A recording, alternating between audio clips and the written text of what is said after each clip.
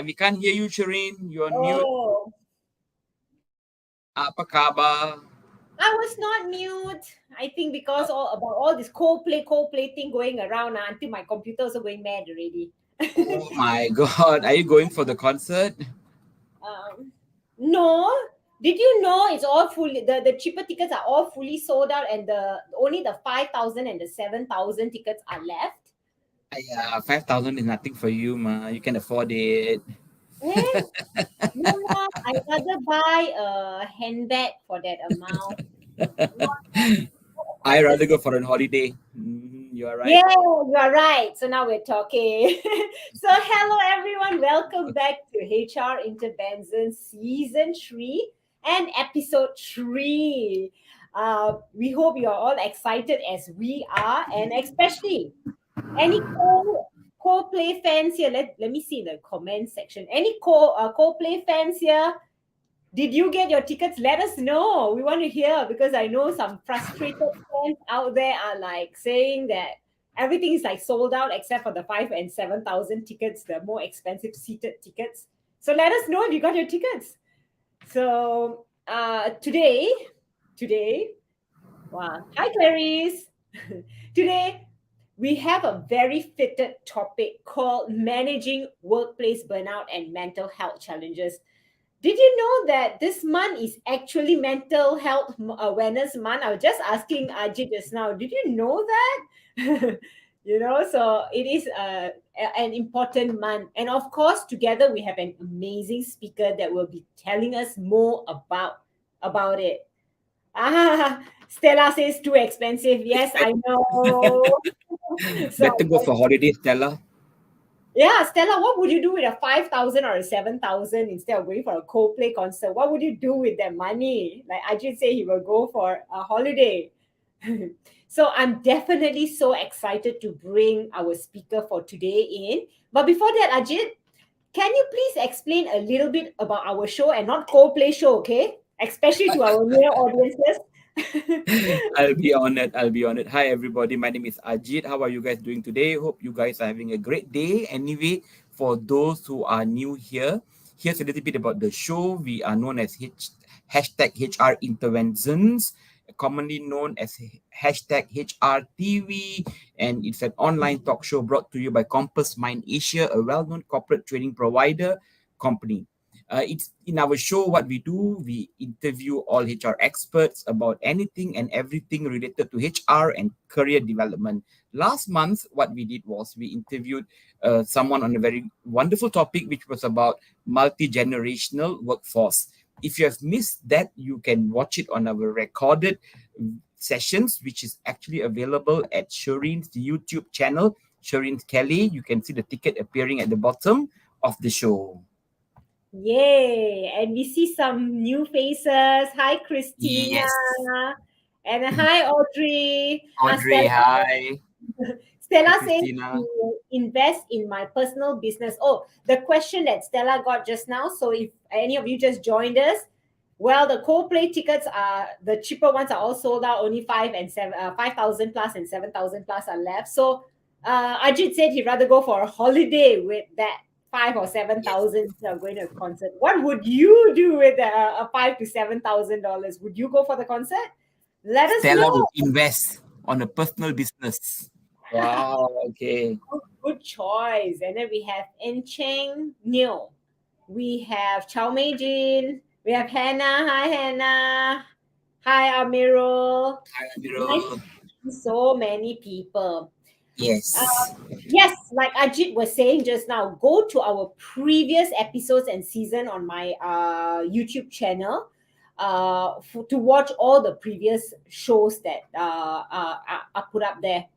Actually, many organizations have used the previous recording as part of their company's learning library also because there's so much that nuggets that these speakers have shared before that it'll be good for you to listen to also. Anyway, Yes. if you're still wondering what this show is for, whether it's for you or not, well, definitely this show is for you. It is for anyone who has a job, looking for a job, getting a job, who can walk, who can talk, who can grow, who can eat. Oh my God, that means every human, right? Okay, I'm just joking. Whether it's a managing director, whether you're C-suite, a business owner, a fresh graduate, or especially if you are in the HR and of course the L&D area.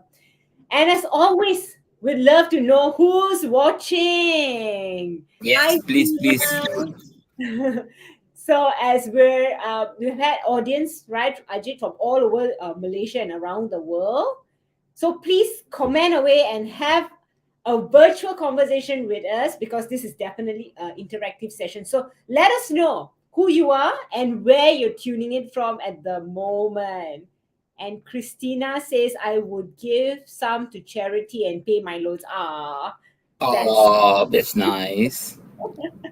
yeah. Hannah says, this is my first time here. Yes, thanks for joining us, Hannah.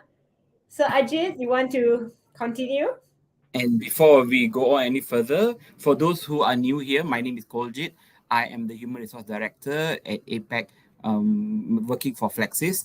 And Shireen, Yeah, and I am Shireen Kelly, the Managing Director of Compass Mind Asia, and this is hashtag uh, Intervention Season 3, Season 3.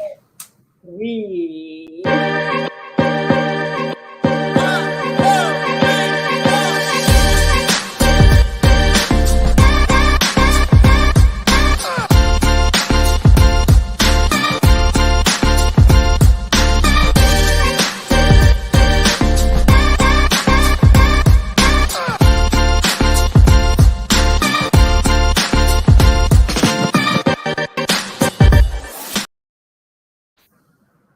Hi, everybody. Welcome back. We have got Subetra. Hi, hello, hello. We have got Stella from Brunei, an undergraduate student. Nice to meet you. Nice to meet you as well. Christina is also from Brunei. Welcome, welcome all. So please go ahead and do let us know where you are tuning from. And once again, for those who have just joined us, please comment where you're tuning from. And if you're having lunch, what are you having as well for your lunch? And we have got Hazman as well coming in. Hello, gorgeous Shireen and Ajit. Glad to see you guys. Okay, glad to see you as well. Okay, how are you guys? Okay, how was the long break that you had? You know, everybody had got two long breaks. One was for Raya, the Raya period, and right after that, we had Wesak Day and we had Labor Day. You know, it gave us a long, long break. So, what did you Don't guys even do? mention Ajit. It was just too long a break, I felt.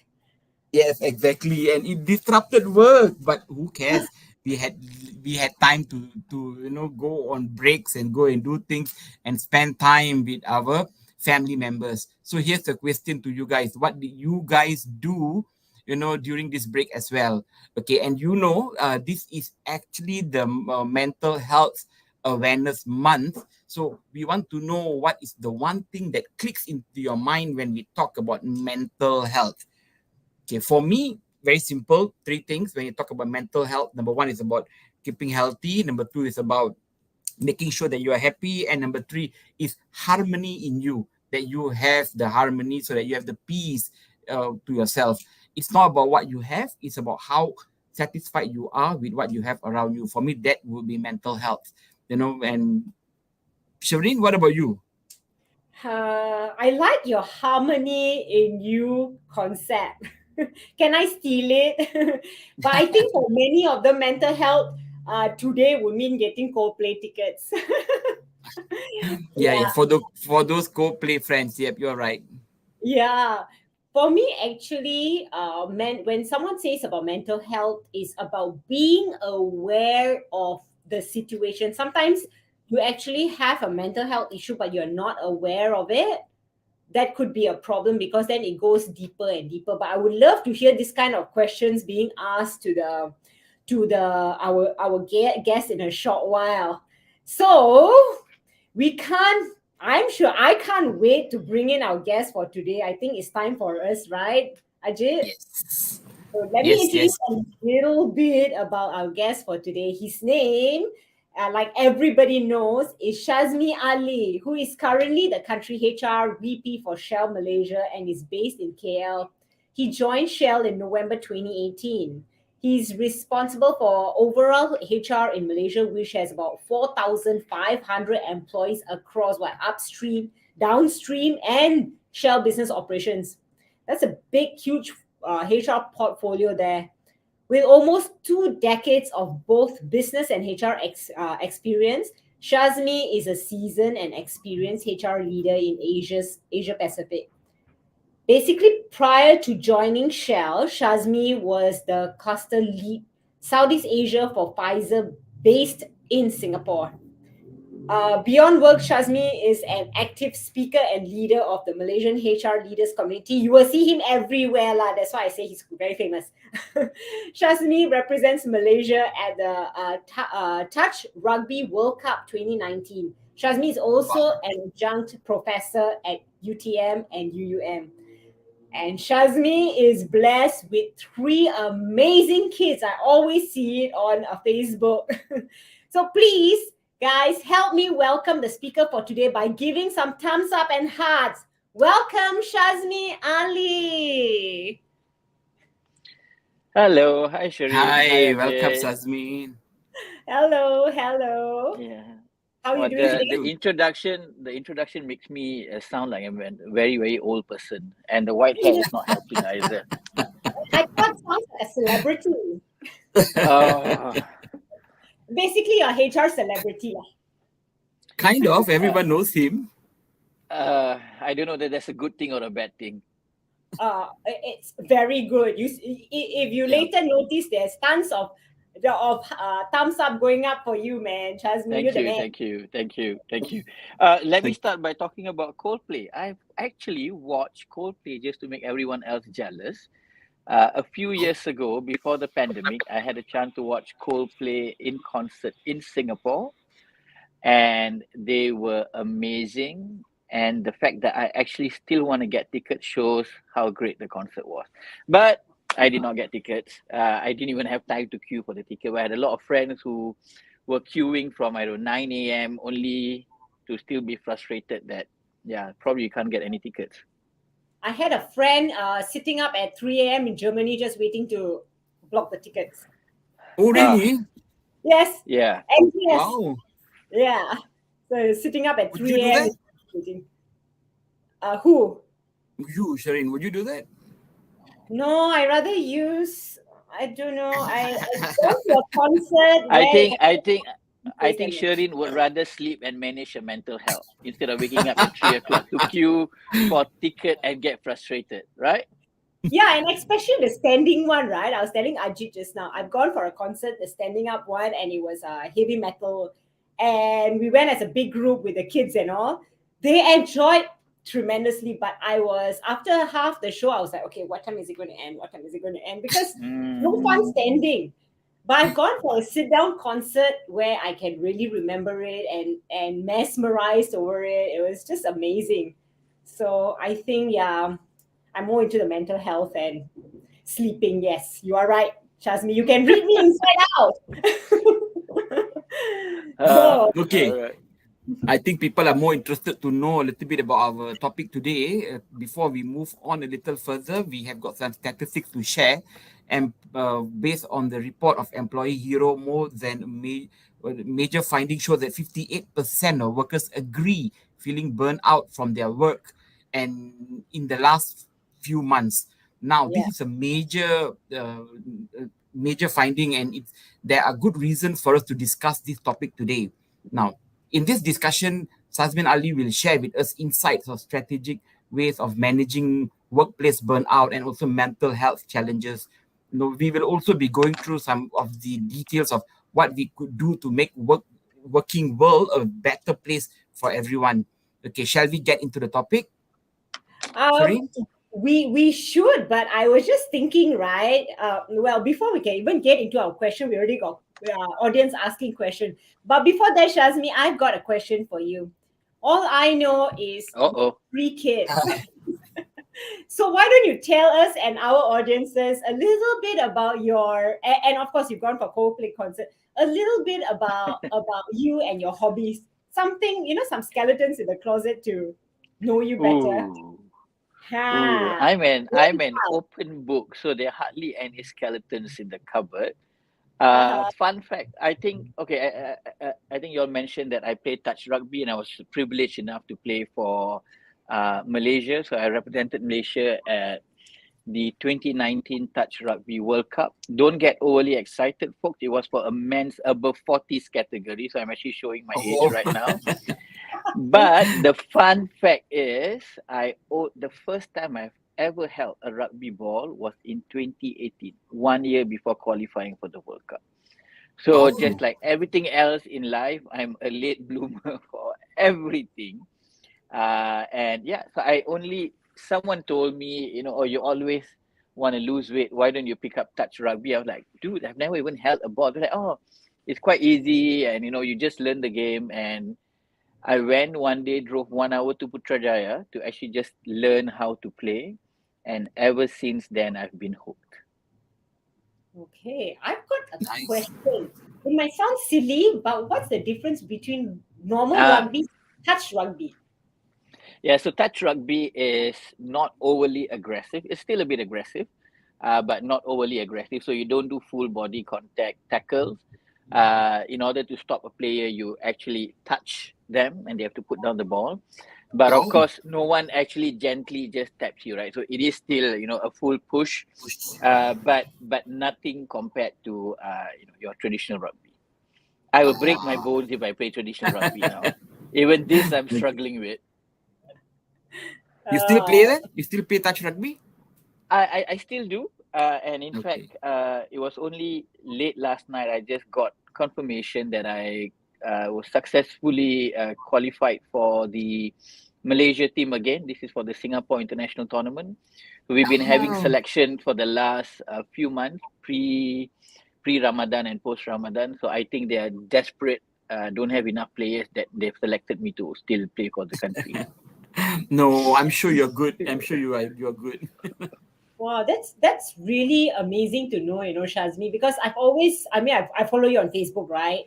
Uh, I'm an avid fan, just like Coldplay's fans. But you know what? Your Facebook usually tells me that you love traveling, and you're a very busy man with work because you're all over in HR places. But I've never seen the sports side of you. Okay. I will Ah, try to do better. I will start posting more things on the sports side. yeah. So one extra fun fact about you. So let's say hello to some of our audience. We have Edwin, who is seen as a LinkedIn user on the screen. Nurul Huda, welcome. And then we also got Amirul? Hannah's got a question which we will ask somewhere through the show. But guys, bring on your questions. But first thing I want to ask you, Shazmi, Ajit asked me just now, what does mental health mean to me? So for me is understanding that you are having a burnout and understanding the signs that you are having a burnout. So what are the common signs that someone may experience in a workplace that shows that you are burnt out? Okay. So I think first, thank you both of you for inviting me to this platform. It's really, really a privilege of mine. Um, the thing is, mental health burnout is not um, it's not like your normal physical sickness, right? If you have fever, your body will create a temperature of 37 or 38.5 and above. There is no exact science when it comes to burnout. Some people could just feel physical fatigue and not connect the dot that is actually burnout. Some people could struggle to see, oh man, I got to go to bed. I got to get out of bed to go to work again.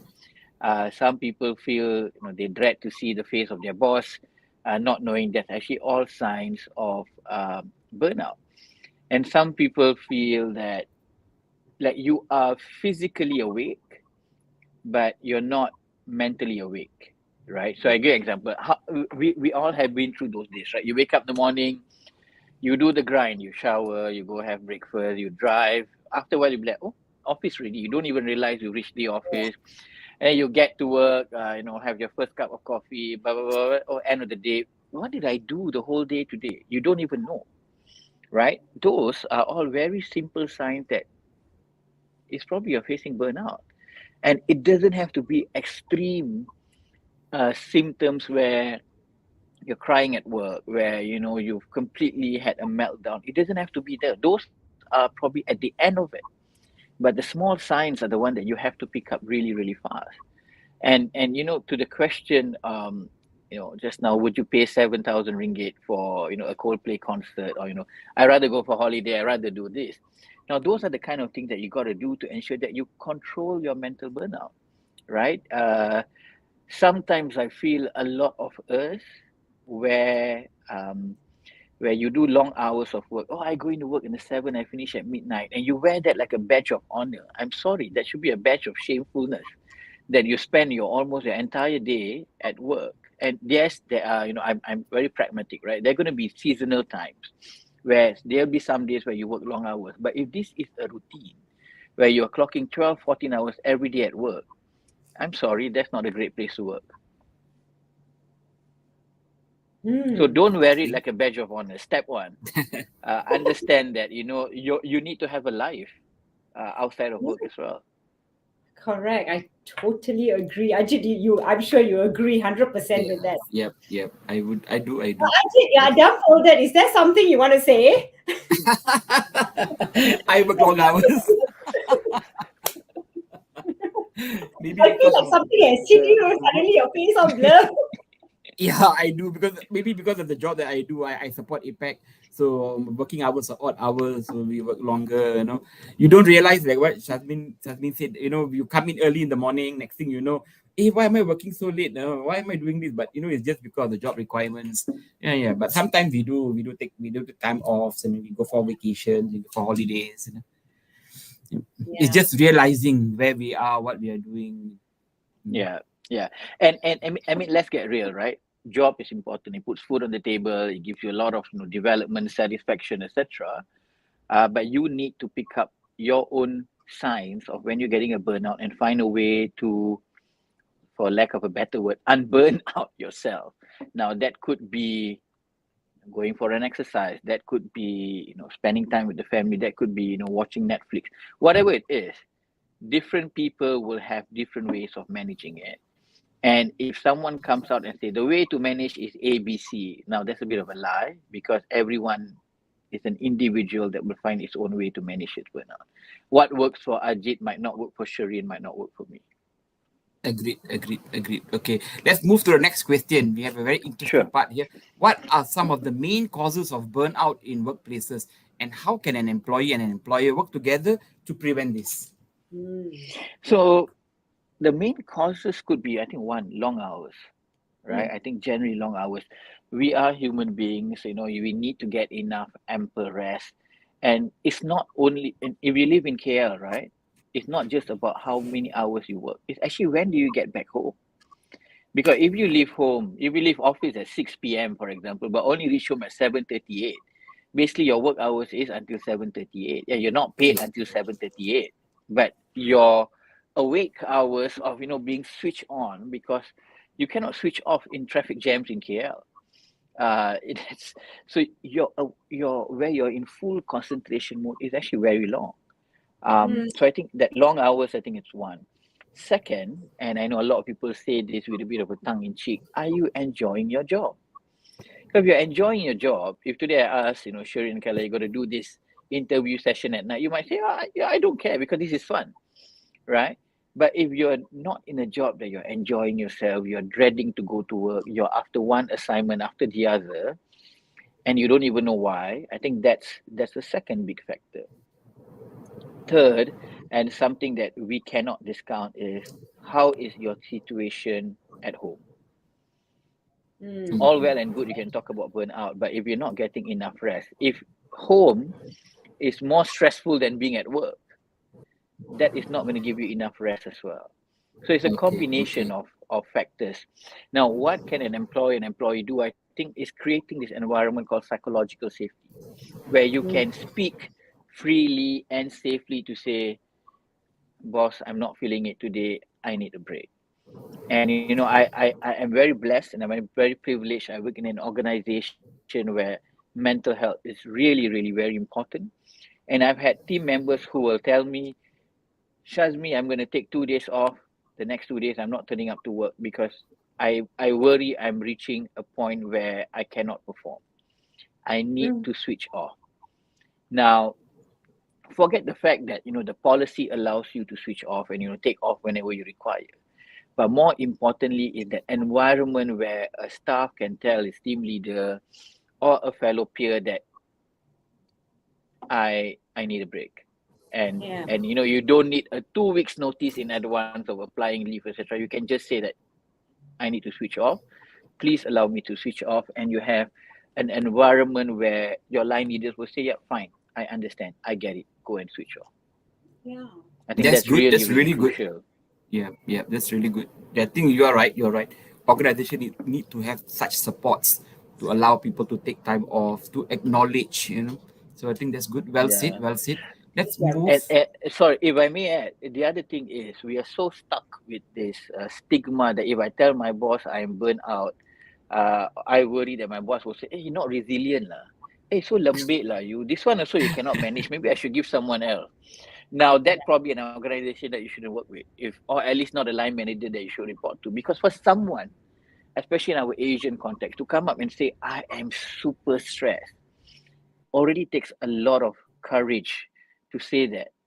And then for you then to shoot the person down, not only you're shooting this person down, you're showing an example to the rest of the organization. I'm not going to speak up. Yeah, you're right. It's so But not alive. all managers are like that. But I believe now people are a little bit more appreciative of feedback. People understand, and when you give that you are burnt out, you inform people. Bosses would actually take a break, try to support. It depends also very Yeah, much but on the of course, organization setup.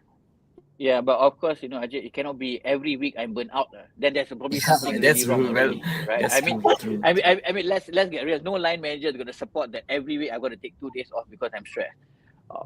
Yeah, but if over a period of time, after a while, you say, "Oh, I'm stressed," then people will understand. People will perfectly understand that. Agreed. Okay, we have a very interesting question here from Hannah Wong. Yeah. Our question talks about do independent contractors have rights in Malaysia like employees do? She knows someone now whose mental health is suffering from what I see gaslightings and bullying languages from those from their immediate superiors.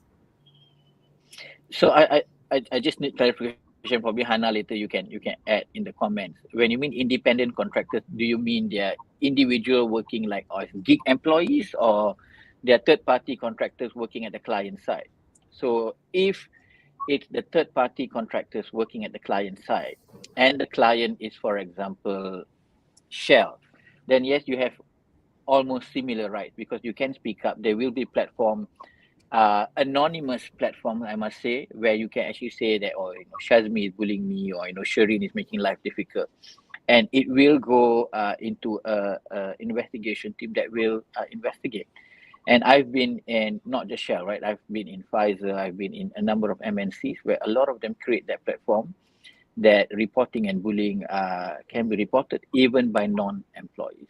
And sometimes we take the non-employees more seriously because we know they're not even part of the system, and they're already taking such a courageous move by actually reporting it.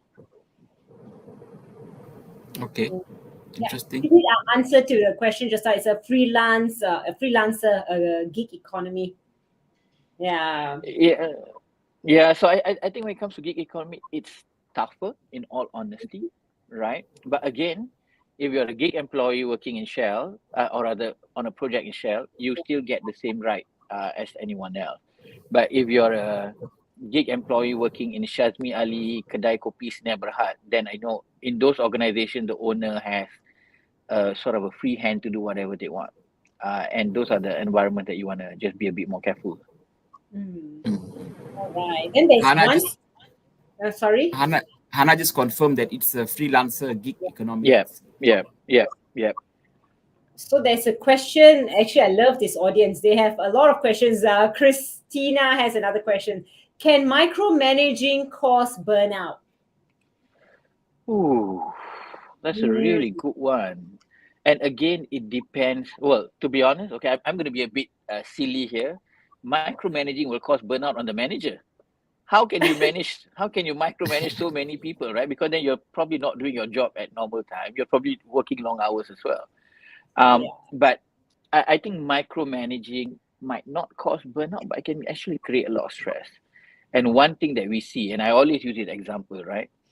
You know, when people send their car for repair, and especially this is to the mom and pop shop mechanic, how many of us sit next or stand next to the mechanic to see what exactly he or she is doing? When we actually don't even know what they're doing.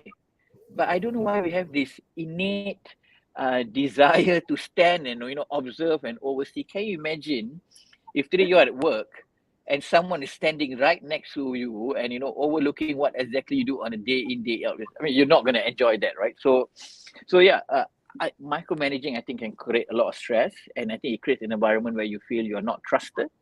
That might lead to burnout if it's done over a long period of time, but it doesn't automatically lead to burnout immediately.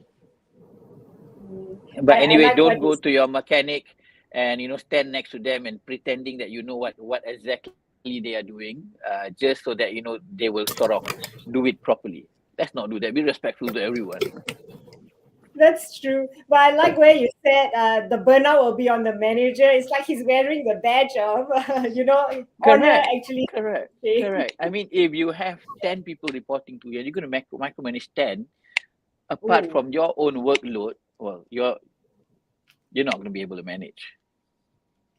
honestly, I this is this is shameful for me to say after a long time, but I think I'm proud of myself now. I used to micromanage. I used to micromanage to the point of one printer in the office also. I will say, why has it finished?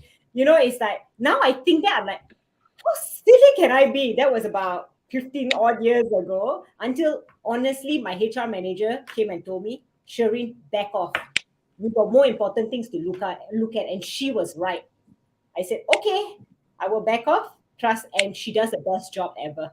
So I have a great team now. Thanks to the team, if you all are here somewhere. So before we divert on, let's continue with the next question. But we have a question for the audience first.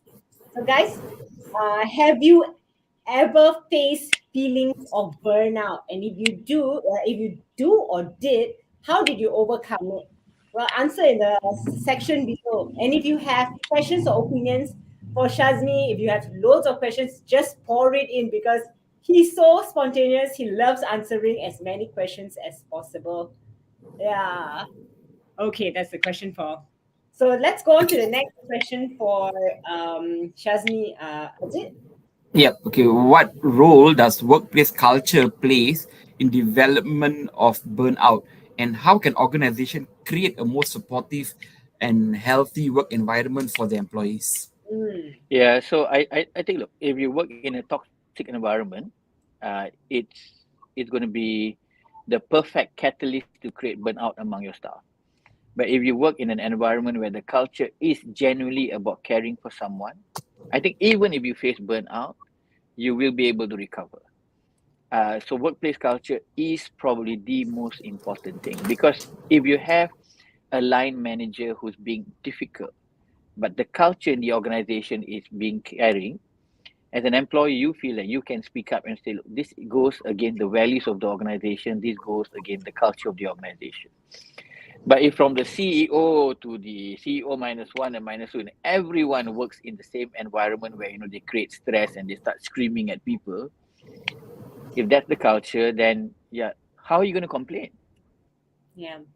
Yeah, you're right. So the role of leadership is so important in driving the culture and behavior. Okay, just to add on that, we have Hannah's comment. Is is there is it the norm yet for employers to care about what happens at home for employees? So there is a fine line, right? And I'll tell you why is there a fine line. Because there's a fine line between being caring and you don't want your employees to feel that the line manager is being capo Yeah. of what goes on at home. And it will take a bit of time to build that relationship to know, right? So if today you come in for a discussion and I ask, hey, how are the kids doing? How is, Edin and Sumaya? And I know the names of your kids, right? And that's not being capo. But if that is actually genuine care, because I'm asking you how did your weekend go? Now, if you answer the weekend wasn't great because the kids were sick, and then you ask, is there anything I can do? Do you need time off, etc.? That is care. But if immediately after I say that, oh, the kids were not well, it wasn't a great weekend, and my next question is, okay, so tell me about the report. That I am showing that it's just a tick box exercise. I'm just asking for the sake of asking to open up a conversation, and then I just want to focus on work. Yeah, so I think that's one. And second is to always tell someone, if things at home is tough and you need someone to talk to, please, you can always come to me. But if you feel you want to keep it private, I understand too. It's basically telling that I don't want to be capo, I want to care, but only if we are comfortable in sharing. Yeah, I think correct. those kind of conversations are important. But it builds time. Sure. Yeah, you don't trust your line manager with family problems from day one that you work. It will build Yeah, over time. agreed. Agreed. Yeah, that's so true. Um, Kim Lai says there are a few comments from our audience. Kim Lai says not as easy to have opportunity for us to openly and be transparent to speak to our employers. Hmm. Yeah, Okay. Correct. correct. I agree. Yeah, And I and like it. because I we guess, cut. right? Sorry, Shireen. Yeah, to build trust first before you can actually open up to the Yeah, employer. Yeah. yeah, Sorry, yeah. continue what you were going to say. No, and I was agreeing with the comment. It is not easy, and it takes a lot of investment in terms of time and effort and genuine care. And I think people are smart enough to know when you are doing it for the sake of doing it and when do you actually care for someone. Yeah. That's so true. It comes out from within, like you say. Line manager goes and asks, "How are your kids?" And you say, "Your how was your weekend?" And you say the kids were not well, and then you go into work. There's really no empathy, you know. Yeah, Yeah, and then we got then Stella. better not to ask. Then better Yeah, don't ask, Yeah, right? correct. Better not to Better ask. straight You're ask. right. like, Then better Yeah. just ask about the report. go straight to work. Yeah.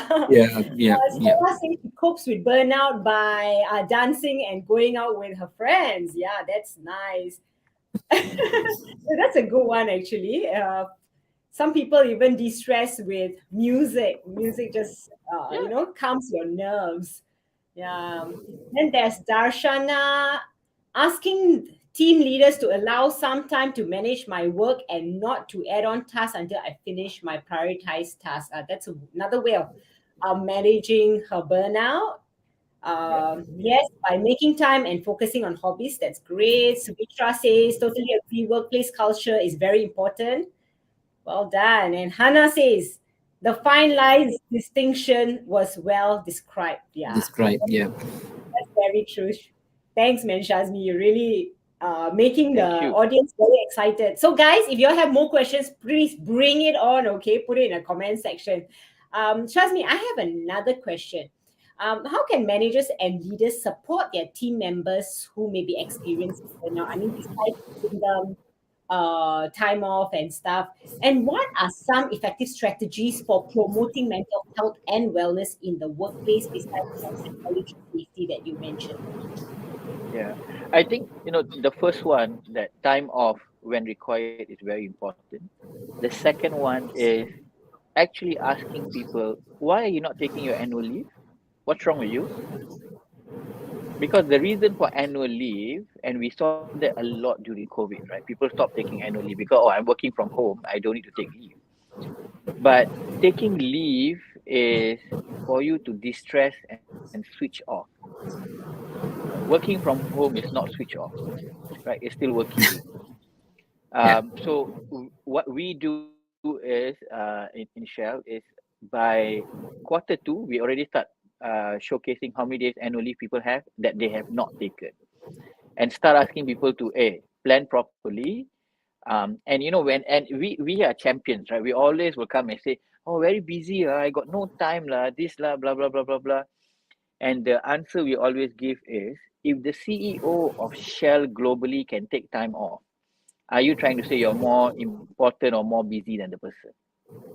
If the country chair Malaysia can go on 3 weeks holiday to Tokyo, Japan, for example, or I've gone on, personal holidays, are you trying to say that you've got more work than us? And that puts people in an awkward position and say, okay, I will apply for leave. Sometimes about challenging them, right? And taking leave is so important. Sorry, Shireen, can you repeat the second part of the question though? I think I answered the The first sec- one. The second one was what are some of the effective strategies for promoting mental health and wellness at the ah workplace besides psychology safety? okay. So everyone can have a mental health week. You can have a care week. You talk about it. You discuss about it. But nothing, from my experience, nothing is more powerful than when you get a senior team leader in the organization and say, "This was my experience with mental health. This was my experience with burnout. And this is where, I came to a breaking point. This is what I did. I'm not ashamed to speak about it. And I hope in the future, if it happens again or it happens to you, you can also take this action." Role modeling. Nothing is better than that. You can have 1,000 programs, but if none of your senior leaders come up and say that I faced mental health before, or I faced burnout before, people will still feel it is a taboo topic. Yeah. Okay. Ajit, Interesting have answer. you So Ajit, have you faced any situations before of burnout or mental health issue? I've not personally, thank God. I've got very good support system. I talk. I go back home. I have got people to prepare good food for me, so I'm a bit more relaxed at home. So I think that helps. And for me, managing burnout, managing stress is by food. It helps me a lot. Being Punjabi and chapatis and whatnot. So that helps. But I got a lot of colleagues who actually walked up to me in my in organization where I worked, did confess that they are going through such things and whatnot. And of course we have got employee assistance program. Then we guide them to the experts and whatnot. Then we ask them, if they still need support beyond that, come back to us. I've got quite a number of them who have actually came out and spoke about this. I even have got colleagues who nearly wanted to do weird things, and it was because of stress and burnout and whatnot. So again, we step in, we intervene, and we support them, and then we see what we do. But there's a lot, quite a number, to I be think, honest, I think Ajit, quite as alarming number. yeah, no, Ajit, I was going to say, I Yes. think as HR practitioners, we need to do a better job at promoting EAP. Yeah. Because the take up rate for EAP is very low, and Very I low, for one surprisingly. will never believe that if let's say 5 people use EAP this month, that only 5 people are stressed in the organization. I mean, I don't believe that. I think number is much bigger. Yeah. But as HR practitioner, we need to leverage EAP or promote it. I think people are always very worried about the confidentiality of what they share, Yeah. and we are very clear that in our organization, nobody knows what you said, etc. The only time that we get triggered uh, is if the psychologist or the psychiatrist speaking via the EAP tool is worried that there is self-harm element to it, right?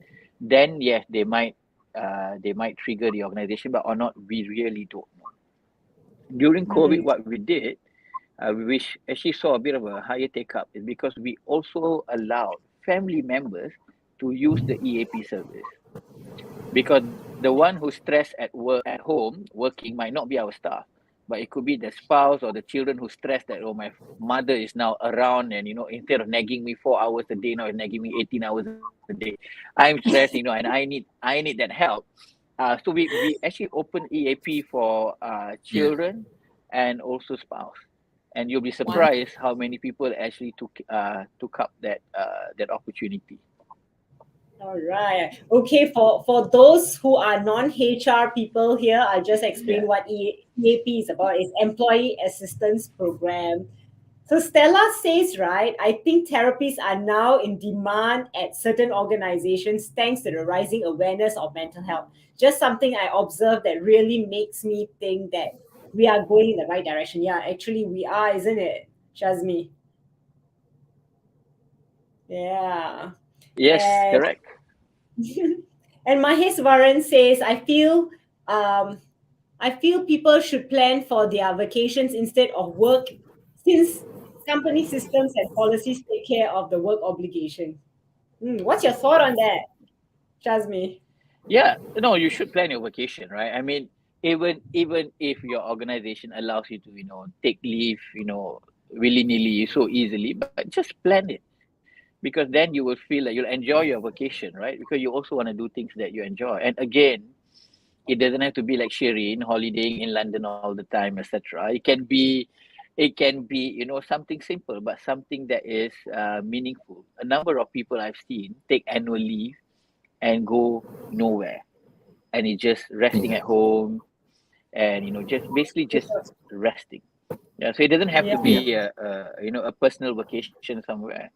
I think one of the best things you can do, and I wish I did it more, is to actually take leave and go and do charity work. You will feel a Oh, hundred times better. better. You Yeah. will Yeah. find you will feel 100 times better. There will be great food for the soul. Burnout will be gone in no time. Agreed. Okay. On that thought, based on the industries, uh, um, and professions that there are, which one is more prone to burnout? Is there a specific industry, and what can it be done to address that issue, or So is it I, burnout I, across the board? I think there is burnout across the board. To be honest, I won't have the stats to know which industry faces more burnout, but I assume industries that have long working hours by nature. I think you look at the audit firms where it's so normal for people to work long hours. They might. Again, I'm not saying they are, but they might. I think if you look at healthcare professionals, that not only it's long hours, your doctors, your nurses who do on call, etc., but they face with um, almost like gloom, like gloomy news, right? I think if you look Yeah. at Yeah. during the middle of COVID, look at our healthcare professionals, really, really kasihan, right? Really, really sad about Yeah. long hours. Then they come back, they're worried that they'll infect their family members. While work is taking its toll. I assume those professions might have more, but unfortunately, I don't have any stats to back that up. It's just a guess. Agree. Agree. Um, Firstly, what are some of the long-term consequences of burnout on a person's mental and physical health? And I always have two parts of the questions, right? And how can Sorry, what individuals was it and again, Shirin? I don't know why, but there's like a lot of background noise. Do you mind repeating it again? yeah, it's coming from somewhere. I know when we are all silent. What are some of the long-term consequences of burnout on a person's mental and physical health? That's first part of my question. And how can individuals and organizations work to prevent these negative outcomes? Yeah. So I think long term is Mm, it's I mean it's non-stop stress can actually lead to a lot of diseases, right? I mean, if you look at number one cause for heart condition apart from cholesterol is stress, and you don't want that. And to be honest, right? I mean, let's just put it out there. No job is worthy of a heart attack. Done, right? All said and done, right? No job is worthy of, forget, maybe not even heart attack, any kind of physical diseases that you will get because of mental stress. I don't think any job, no matter how much it pays, is worth that much, because once you lose your health, then you're gone. Yeah. And I always tell people, when if you're lucky, you're 65, 75, or 80, and you're ill at home, nobody from work is going to come and help to wipe the drool away. It is your family members or your very, very close friends who are going to help to take care of you. So you got to ask yourself, is all this worth it? Right? We spend hours and hours and hours at work, neglecting family, only hoping that when work is ever done, when we are retired, for family to come and take care of us. That whole correlation doesn't make sense. So it's, for me, it's making that distinction whether it's actually really worth it or not. Okay. And what can organization It, do? I think it's providing I mean, we can provide a number of tools for people to use, but also it's creating that culture of genuinely caring for someone. agreed. Agreed. How can organization manage or measure the prevalence of burnout in workplace? So has been from your experience. Yeah. No, that's tough one, right? Because again, it's not a thermometer that can measure how someone is Yeah. stressed. But I suppose you can actually check on very very small data, things like medical leave. Are people taking more medical leave than normal, right? And I think that's one. And you can see um, the lethargy level in the organization. If there is a change that you're doing, is the first reaction like, oh, not another change, instead of, oh yeah, okay, I understand this change and let's do it. Third one is we do a lot of I think most organizations have it right now, where it's called the employee engagement survey, or some call it the organization climate survey, where they Yeah. ask you on a scale of 1 to 10 how happy you are, how stressed you are, whether will you leave. If you're given the same salary in another organization, will you leave the company? I mean, those give you very very clear data on how people feel. But unfortunately, there's still no magic thermometer to know is Shazmi feeling stressed today or not. That you just have to learn from body language, on how well you know people, and do they seem off to you. Mhm. Okay, interesting. I know Darshana put organizational work life balance. I'm sorry, Darshana, I'm not a fan of work life balance. I think life is more important than work, so it cannot be a balance. You need work, but your life should be the balance should be stronger on the life side than the Then work side. yeah.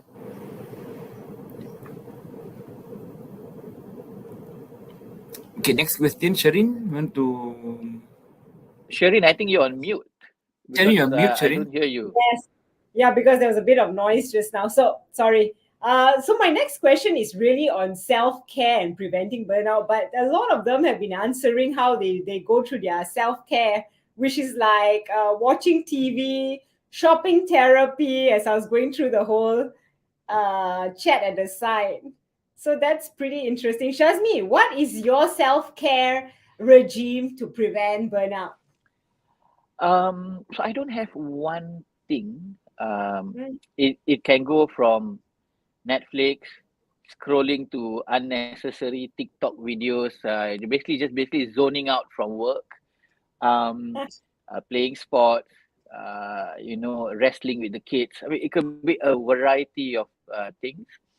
But the one thing that I've always done is, even if I'm working late that night, I say I'm back home and I need to catch up on work. Work is never the last thing I do before I fall asleep. Mm. So I can, Okay. let's say if I have a night call at until 11, I don't sleep at 11:05 immediately. I make sure there's something that distresses me. That could be a YouTube video, that could be playing PS5 and watching sports. But it's something that I do for myself before I go to bed, so that the last thing I Mm. do is not work, and the first thing I do in the morning is also not work. So there is, so at least maybe just more of my conscious that there have been breaks between the Yeah. work, that I did something that I enjoy. Mm. Okay. That's great. Okay. How can we raise the awareness of the importance of mental health at workplace? Jasmine, from your experience, and what are some No, I concrete steps that we could do? I think what you guys are doing today is a very good example about increasing awareness. Creating YouTube videos about how important mental health is, and to be honest, right, Shireen, I think it's much better now than it was even 3-4 years ago. Yeah. People speak about it openly. I think that awareness, that I remember reading it last time. I think 3 out of 5 employees in Malaysia have had some sort of burnout or mental health, and this is still a taboo topic. So that 3 out of 5 is probably a much higher number. People are openly talking about it. You see mushrooming of psychologists, psychiatrists, people using apps for mental health. I think those are the kind of things that we need to continue talking about it, because it is that there is awareness on mental health. We need to break that taboo, because people are still reluctant to talk about it. All right. If today I have an appendicitis operation, I'll proudly put on social media, just took out or cut my appendicitis or whatever not, and you'll be proud of it. But if today I had to see a psychiatrist for a problem, I will never put it up on social media. Why is that? is because it's still a taboo. Yeah, agree. I know many moons ago, I think during my parents were working and I was still in school, they used to mention this and never bring mental health up because it goes into your records, into your next job, whether they will take you or not. But this is many moons ago. How is it now? Does it We affect never some kept records. Nah, record of it? nah, nah. I mean, I cannot speak for every organization out there, but no, not for the one that Yeah.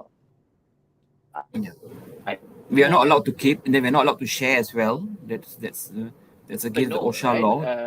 Yeah, yeah, We don't even know Papers. because the EAP is yeah. completely confidential. We don't even know. Yeah. Correct. Oh, that's good. So, guys, feel very comfortable speaking to your superior if you have any burnout or mental health issues. Oh, I think Shazmi's uh why Dropped out. yeah, I think Wi-Fi would have gone. Anyway, but you know what, Ajit? We are Yeah. at 1:56. I was just going to tell Yes. Shazmi, I can't believe we are coming to the end of the session End of so our session. this Exactly. We have. session was so amazing. I like what Hannah wrote somewhere above. She says, "You have my respect, Shazmi." I talk about Yes, she did. mental health openly and have helped others to feel safe. No, that's great. His topic was an excellent one to create awareness today. Shazmi, what happened? It came back. Yes. Shazmi, can you hear us? Yeah, I think my iPad was facing burnout lah. Oh, don't worry. Your iPad can rest very soon because you know what? We've got 3 minutes to the end of the show. So before we end our show today, right, Shazmi, do you have any key advice for employees and organizations on this topic? Yeah, so I think 20, maybe 30, 40 years ago, employers won't even cover your health bill because it's Yeah. considered, well, if you're having fever, you're having cough, your problem, you cover your own cost. Now you cannot fathom any organization that doesn't give medical benefit. Yeah, because those are basic. And I think it's the same that we have to move to the same direction when it comes to mental health. In fact, we probably even have to do more because it's not even it's not even tangible when someone feels that stress. And if your employee or your team member or your staff is free from burnout, is performing, is mentally okay, that is just going to increase the productivity of the organization. So it makes perfect sense for you to care for them, for you to provide whatever tools they require, and provide medical coverage when it comes to mental health issue, because that is just going to increase your bottom line. And I know a lot of organizations are just focused on productivity and bottom line. Yes, it will increase. So I think let's focus on that. And from employee side, I think let's try to build a culture of care and caring. I know we spoke a lot about line managers and team members and staff, but let's not forget, you don't have to be a line manager to care for someone. You can care for a fellow peer. Someone who's your team member. It doesn't have to be. It doesn't. It's not the job of the boss only to care, but everyone in the organization to care for one another. If today you see, a friend of yours who's every time chirpy and cheerful and suddenly don't seem like they are, just stop them and say, "Hey, you seem a bit off today. Is everything okay? Do you need to talk to someone?" Show them that you care. It doesn't have to be from the top management or line manager only. Okay, good. Well said.